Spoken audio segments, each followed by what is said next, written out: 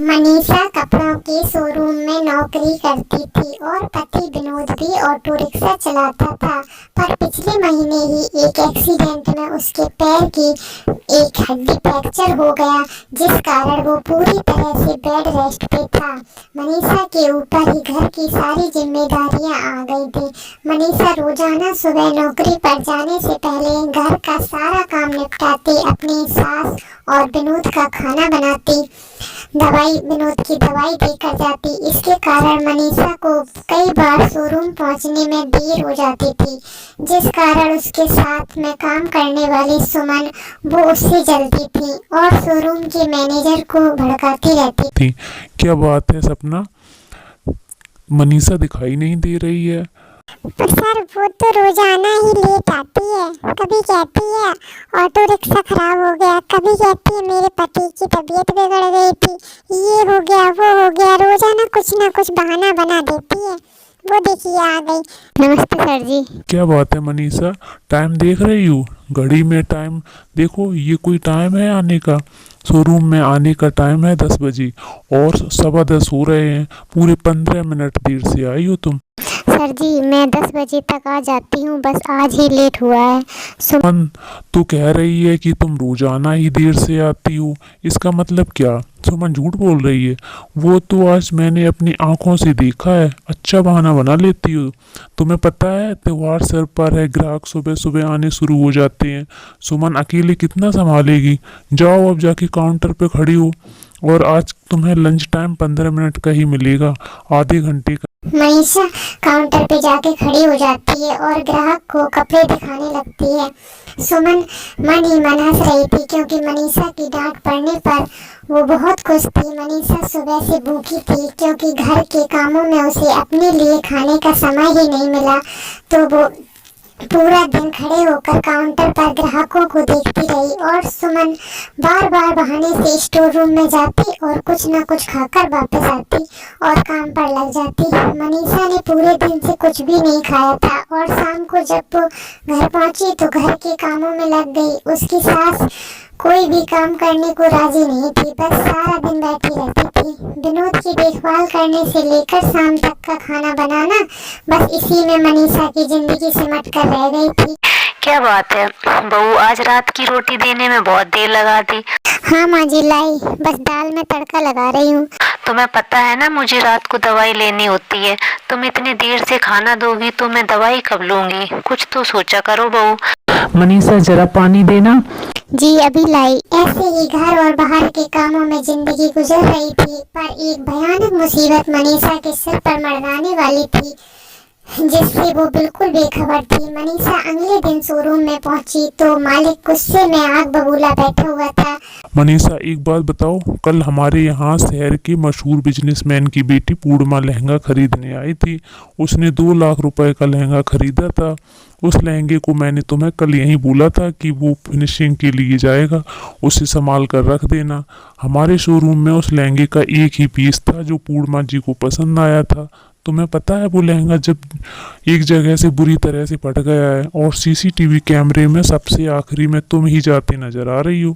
शराफत से बता दो कि वो लहंगा फटा कैसे, क्योंकि सबसे आखिर में तुम ही घर से बाहर, शोरूम से बाहर निकली थी। नहीं सर, मैंने लहंगा नहीं फाड़ा, मेरा विश्वास कीजिए। मुझे कुछ नहीं सुनना। मैं तुम्हें कल शाम 6 बजे तक का टाइम देता हूँ। या तो तुम लहंगा ठीक करके दो या फिर पूरे 2 लाख रुपए मुझे दोगी। मेरा तो नुकसान हो गया ना।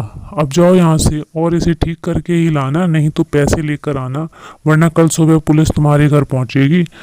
मनीषा रोती बिलखती रही, पर शोरूम का मालिक उस पर बिल्कुल भी दया नहीं कर रहा था। मनीषा रोते हुए घर लौट रही थी, तभी उसकी नज़र रोड पर एक बूढ़ी औरत पर पड़ती है, जो सड़क पार कर रही थी और गाड़ी उसके सामने आने ही वाली थी। मनीषा झट से उस बूढ़ी औरत को गाड़ी से आने से बचा लेती है। अम्मा संभाल कर, अभी गाड़ी से आपको चोट लग जाती। शुक्रिया बेटी, जीती रहो। क्या करूं, आंखों से दिखाई नहीं देता, इसलिए सड़क पर गाड़ी निकलने की भनक ही नहीं पड़ती।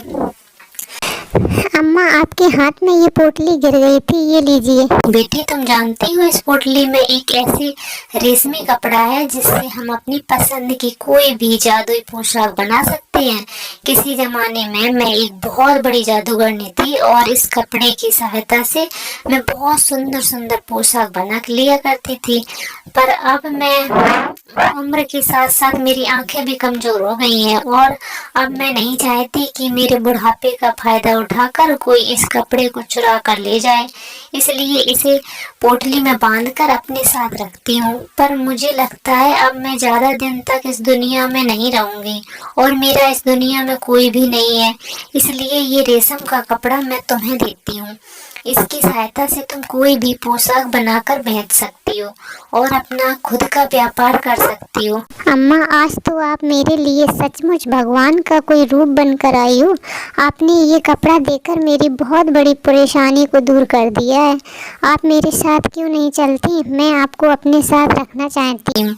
नहीं बेटी, अब मैं इस उम्र में इस पड़ाव में हूँ कि 4 धाम की यात्रा करनी है, इसलिए मैं तो बस प्रभु के चरणों में ही अपने आखिरी दिन गुजारना चाहती हूँ। मनीषा से विदा लेकर वो बूढ़ी औरत चली गई और मनीषा भी वो रेशमी कपड़ा लेकर घर आ गई और अपने कमरे में जाकर उस रेशमी कपड़े को बिछाया और बोली, ये जादुई कपड़े मैं जैसा लहंगा चाहती हूँ क्या वो मेरे सामने आ सकता है? देखते ही देखते मनीषा के सामने हूबहू वैसा ही लहंगा आ जाता है जैसा शोरूम में फटा हुआ था। मनीषा खुशी के मारे उछल पड़ती है। उसकी तो मानो सारी परेशानियां दूर हो गई थी। वो अच्छे से लहंगे को पैक करती है और शोरूम पर लेकर पहुंचती है। लहंगे को बिल्कुल ठीक हालत में देख शोरूम का मालिक हैरान रह जाता है। अब उसके पास आगे प्रश्न करने का कोई मतलब ही नहीं बनता था। सर मैं आपके शोरूम की नौकरी छोड़ रही हूँ। जहाँ पर विश्वास न हो ऐसी जगह काम करने से कोई मतलब नहीं है, मुझे माफ करना। मनीषा नौकरी छोड़कर घर आ जाती है। मनीषा ने रेशम के कपड़े की सहायता से सुंदर सुंदर जादुई लहंगे बनाकर शहर के बड़े बड़े शोरूम में बेचने शुरू कर दिए। लोगों को उसके बने लहंगे बहुत पसंद आने लगे। बड़े शहरों में भी मनीषा के लहंगे बिकने लगे।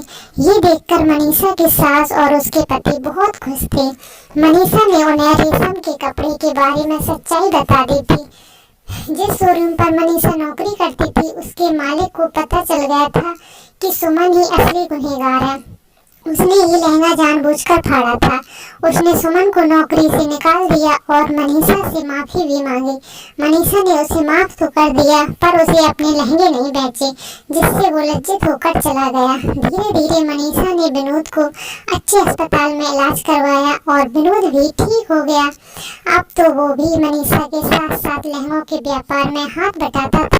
बड़े बड़े फैशन शो में मनीषा के लहंगे जाने लगे। देखते ही देखते मनीषा लहंगों की बड़ी व्यापारी बन गई। आज उसने अपनी सास और विनोद को भी सारी खुशियां दे दी जिसके लिए वो तरस रहे थे। आखिर औरत लक्ष्मी का रूप होती है, ये मनीषा ने साबित कर दिया।